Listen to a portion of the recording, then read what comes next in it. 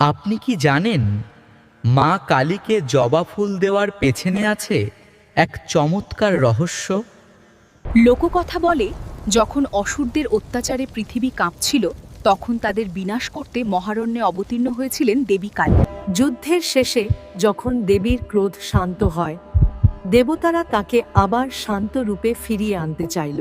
ঠিক তখনই সূর্যদেব মা কালীকে একটি রক্তলাল ফুল উপহার দিলেন, জবা ফুল।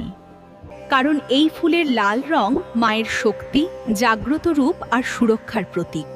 জবা ফুল মায়ের শক্তিকে শান্ত। আর একটি কারণ আছে, জবা ফুলের 5টি পাপড়ি, শক্তির 5 রূপ: সৃষ্টি, স্থিতি, সংহার, তত্ত্বদ আর করুণা।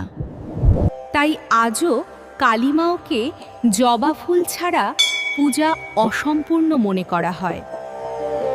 তোমরা যদি সত্যিই আমার ভক্ত হও, তাহলে জয় মা বলে ডাক দাও আমাকে, আর আমার পরের রহস্য জানতে এই যাত্রায় সঙ্গে থাকো।